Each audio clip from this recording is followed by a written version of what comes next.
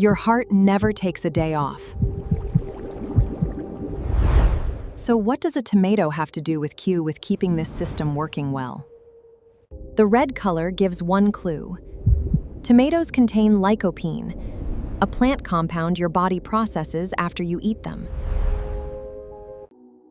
Once eaten, the tomato is broken down during digestion, making its nutrients ready for absorption.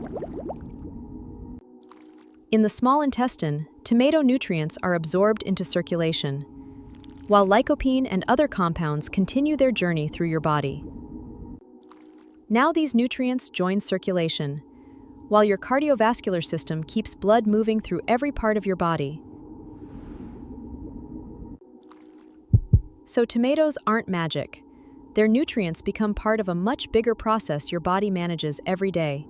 Feed it wisely.